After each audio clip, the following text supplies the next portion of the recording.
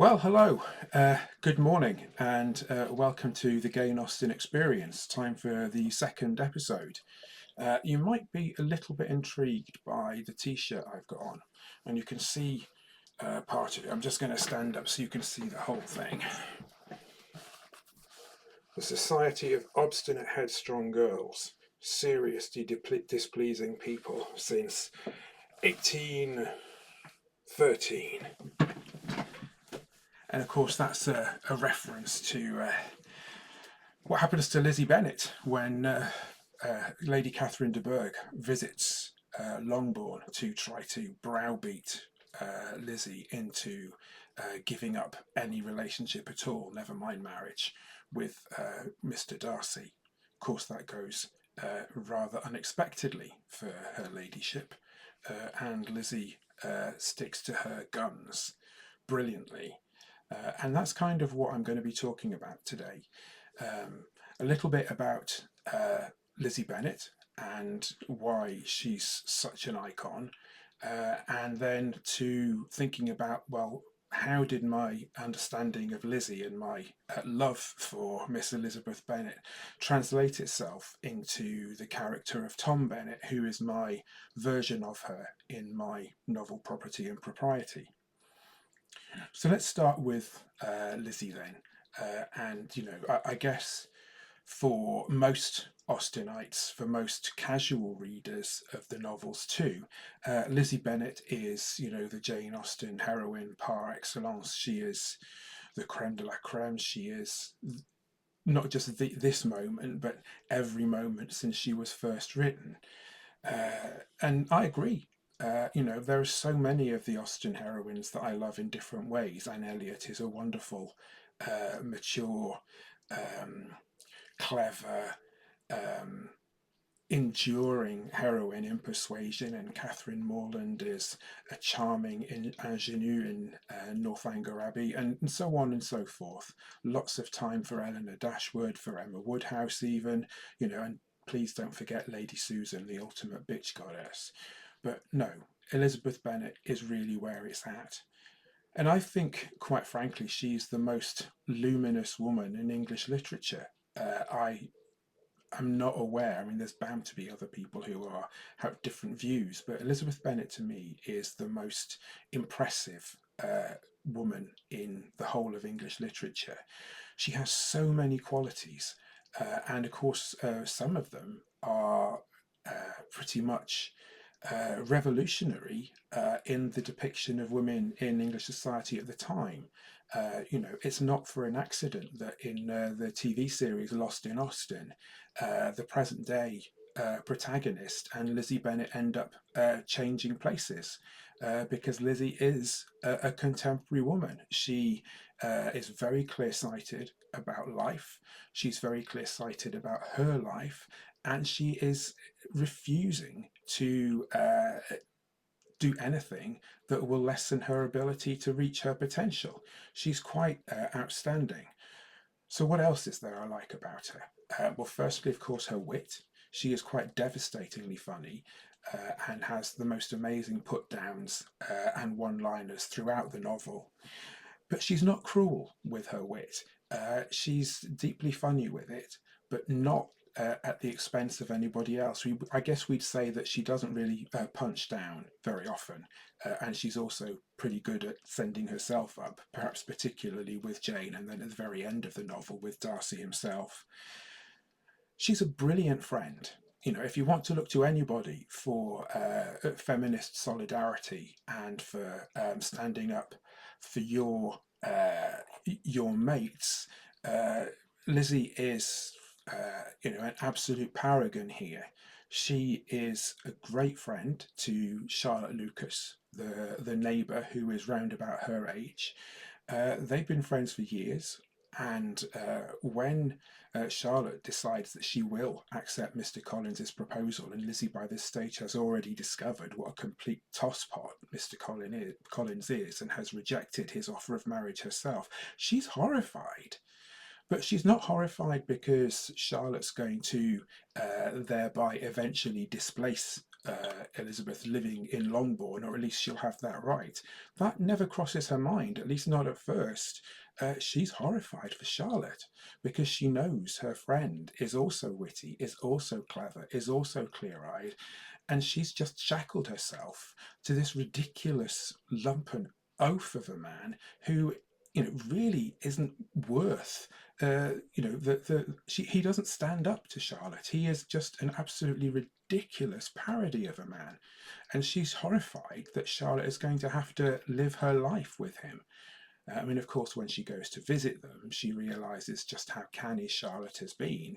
And whilst it's not a life that Lizzie could have accepted, it's certainly a life that she begins to honour Charlotte's wisdom and choice. And that leads me to another thing that's great about Elizabeth Bennet. She learns. She starts off with all these brilliant assets. She is clever, she is funny, she is insightful. She's a great advisor for her dad. Things would have gone a lot better for the Bennet sisters and the Bennet family generally if her dad had bloody got himself off his arse and listened to the kind of things that she says. She's also a fabulous sister for Jane. Jane, for all her beauty and for all the goodness of her heart, she is very naive and she has no real sense of what other people around her might be doing to her and trying to, what bear traps they might be creating for her. Well, Lizzie sees it all and she will defend Jane to the absolute hilt. If you cross Jane Bennet, then you cross Elizabeth Bennet, and bitch, you really do not want to do that because she will take you down.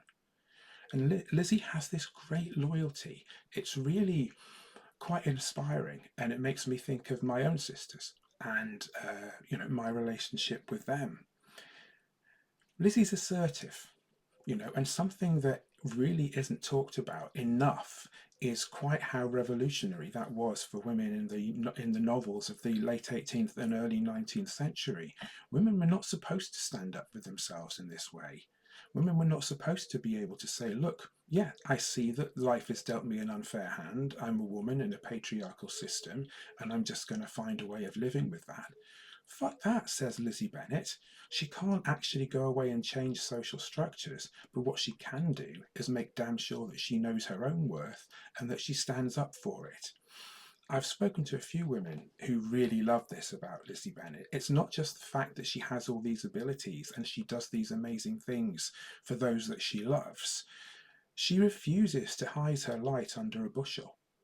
If you look at Lizzie Bennet, she claims her power, she claims her role in the world, and she knows all about her potential, and she refuses to back away from that or pretend that it's not there. So if you think about Lizzie Bennet and you contrast to, say, with Jane Fairfax in one of Austen's other novels, Emma, I mean, okay, their social situations, their social statuses are different, but poor Jane is basically obliged to hide her life under a bushel. Her light under a bushel, basically. And we just have to hope that once she gets married to Frank Weston Churchill, that can change. But Lizzie refuses to do that. She is exactly who she is. And more than that, she's an inspiration. And you see that from the women around her. I mean, particularly thinking about Georgiana Darcy and the fantastic role in Georgiana's life that Lizzie is going to play once she takes up residence in Pemberley with Mr. Darcy, as of course the lady of the manor, so to speak. One of the interesting things about Lizzie and about I guess my deep devotion to her as a character is the fact that she is not at all snobby. And okay, there are limits to this. She is a gentlewoman. She lives in the later 17th, 18th rather, and early 19th century. And, social structures then are what they are. Perhaps in a more modern day setting, you'd expect a sense of maybe class politics to be different from the ones that Lizzie evinces in the novel. But she certainly is not one for accepting social hierarchies just because. their social hierarchies. And when it comes to defending her position in society, when it comes to articulating what it is that she wants, particularly in that great showdown set piece towards the end of the novel, with Lady Catherine de Bourgh, this forceful termagant of a woman who has very rarely had to face any considerable or considered uh, yeah, opposition, suddenly finds that she is totally unable to sway Lizzie from her position. Which, of course, is that no, she is not engaged to Mr. Darcy. She has no plans at that point, or even wish, perhaps, although maybe that's a bit, she has more of a wish than she will let on to be engaged to Mr. Darcy. But she will refuses to say that she will at no point ever be engaged to Mr. Darcy, and that if she ever decides that that is what she wants to do, she will have absolutely no recourse to thinking about Lady Catherine's agenda or wishes or anything of the kind. Now, this is quite incredible that you see this kind of overt opposition to a woman whose social power is far greater than Lizzie's, and who is quite capable, in principle, of ensuring that her life becomes lived within very, very, very straitened circumstances. But Lizzie says, sod this, I'm going to stand up for who I am and for what I believe in. And that, again, is incredibly impressive. I think there's one final thing that I would say about Elizabeth Bennet and about why I admire her so much. And it's a little bit different from the other things that I've been talking about, because those are quite overt and obviously, from our point of view in the 21st century, positive attributes. But one of the things that is so interesting about Elizabeth Bennet is that despite all her great qualities, her massive intelligence, her bravery, her ability to see through appearances to what's really going on, is that of course she's not perfect either. She has a pride that can be hurt, just like Mr. Darcy, and there's no doubt that his initially cold reaction to her, and in the ball in the early stages of the novel, he is heard by her to say that he guesses that she's not that bad looking, but she's certainly not attractive enough to tempt him to dance with her. Of course, she finds that rude and condescending. But at that point, she just thinks, well, okay, I'm never going to see this guy again. It doesn't really matter. But she's not unprepared to change her opinion. And one of the things that I like a lot about her, and that's just one example, there are others that are much, much deeper and reveal a lot more about her integrity than that particular sort of relatively minor offence to her pride, is that when the facts change, her perceptions change and her points of view change as well. So, for instance, her championing of Mr. Wickham, based on what he has told her about how Mr. Darcy has treated him in the past, when she gets the real information about that, she is horrified, but she is able to change her opinion. She doesn't try to force it to remain the way that it is in the face of new evidence. And this is one thing that a lot of people don't do in their lives, and she does. And moreover, she is able to understand that sometimes she is a little bit arrogant, that sometimes she overestimates her ability, considerable though it is, and she is able to learn and to understand what her shadow side is, as Jung would have it, and she can integrate it into her sense of who she is. So, by the end of the novel, not only is she married to Mr. Darcy and set fair for a very happy and comfortable life, she is a fully self actualized woman in the early 19th century. And my God, that's impressive. So, how did I try to deal with that when I did my modern day gay male predominantly, but also more generally queer reinterpretation and reimagining of Pride and Prejudice? How on earth did I try to match Lizzy Bennet? And I think the honest truth is that I didn't even try to. Um, I think you can do a certain homage to amazing characters that exist in literature. But if I'm honest, I don't think I can create a character as revolutionary and beautifully painted and well rounded and uh, impressive as Elizabeth Bennet. And my solace in that is I don't think many people can. Jane Austen is, or is a genius. She truly is at the epitome of literary achievement. And I'd be terribly arrogant if I thought that I could even, get up to her kneecaps in terms of my ability to write. I'm not saying I think I'm a bad writer, by the way. I'm just saying that, everybody is deluded if they think that they can match Jane Austen, because you really, really can't. But nonetheless, this is the job I gave myself to do, and I had to go about doing it some way. So I guess the main things are that I tried to take some of her characteristics and give them to my hero, my protagonist, Tom Bennett. But also, I needed to do some transformation and some updating because, of course, I've set my book more or less in the present day, so in the very early sort of teens, if you like, of the 21st century.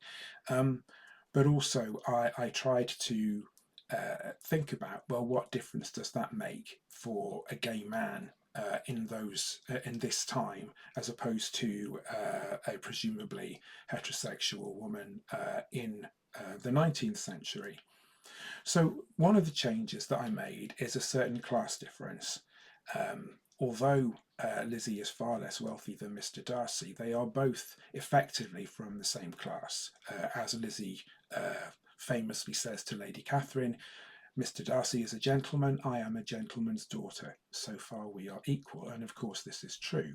But Tom, my Mr. Bennet, is from the lower middle classes. And that's a big and deliberate change on my part. I think partly that's because it reflects an element of who I am and the family that I was raised in, although I should say that my own mother was not like Tom's mother in the novel. She's never voted UKIP in her life. Um, but there is that class difference that I wanted to bring out.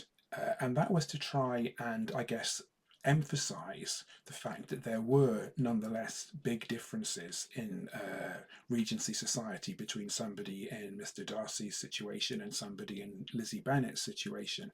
I wanted to take that and maybe just make it a bit more obvious, because my version of Mr. Darcy not only is French aristocracy still using the title, but also, and probably because of that, a very wealthy merchant banker, which gives us a nice set of social and political differences to deal with, because Tom's very much on the ecological left of the political spectrum, and Darcy, whilst he is by no means a kind of Le Pen fan, in fact, he loathes her. He is probably somewhere on the centre right of the political spectrum. Maybe we can think of him perhaps as a centrist and maybe sort of supporting Emmanuel Macron, well, at least for the first and second election of the presidency. There are things, though, that I wanted to take and make the same. So, like Lizzie, Tom is clear eyed and rather cynical about society, social structures, patriarchy, and what that means for LGBT lives in the 21st century, at least in Western Europe. And like Lizzie, he has to learn to use his heart as well as his head when it comes to making decisions about how he wants to run his life. Tom is cynical. it's been a feature of his personality, but also of his education, that he understands how society works. He understands how the economy works, and he understands how difficult it's going to be to achieve the thing that he's most devoted to in his public life, which is shifting society towards a greener and more sustainable economy. So, yeah, I was saying that Tom has to learn to use his heart as well as his head.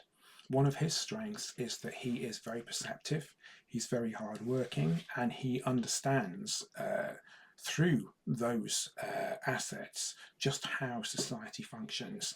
And his wish is to try to make things easier and better for. Well, for everybody, but particularly in terms of ecological sustainability. This gives him more of a obvious dedication to social transformation in a broader sense than, of course, Lizzy Bennet has in the original novel. So again, that reflects the differences of gender and period. Tom is very aware that because of his family background and because of, let's be honest, its relative lack of money, he has no real privilege when it comes to the economic side of life, even if he does have male privilege and cisgender privilege. And that has a big impact on him. He is going to have to go out there, not just to try and make changes in the world, but to ensure he can support himself. And it's a difference because, of course, for Lizzy Bennet, these issues of economic sustainability do, of course, rise. That's the whole point of the novel, really, that the only way out for a gentlewoman who is unmarried and has no significant inheritance is to either collapse into some form of genteel poverty or to go out and be a governess. And Tom is not in the position of having to go out and be a governess, but he is going to have to make his own way in the world. And that's something that I wanted to make as part of the foreground because I think that's quite. It's a difference from the original novel and its time period, but it's also something which, of course, is key to lives in contemporary capitalism.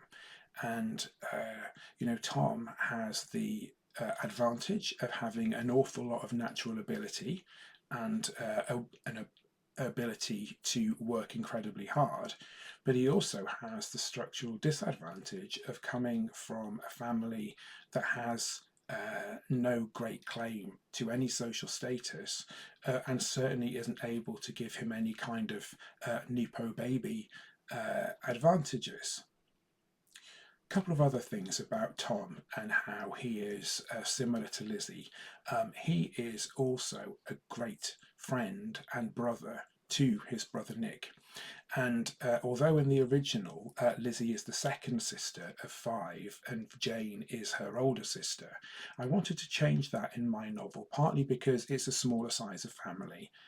I gave Tom's mum only two children, but also because I thought that writing about Tom as the older, the slightly more experienced, the more cynical and less dreamy brother who looks out for his younger brother would probably gel more easily, both with the reader. It seems a bit more obvious, I guess, but also because it enables him to go through experiences first and then be able to use that experience to help his brother.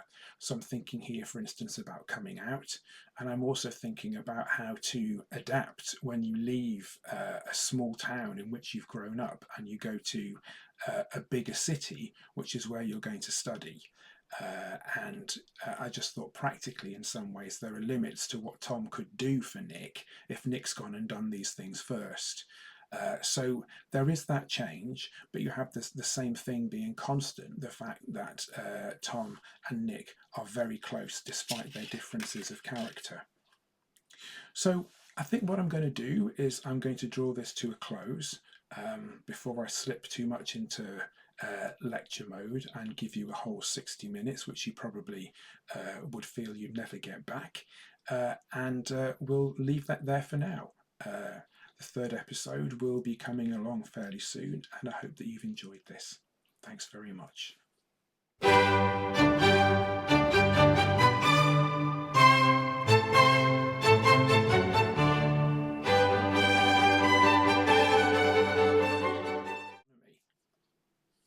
It's gone off. Look, I've been defeated by a screensaver. Never mind. Technical assistance is on hand, which is just as well, because I was beginning to fire on all cylinders. So we'll see where we get to with the edits.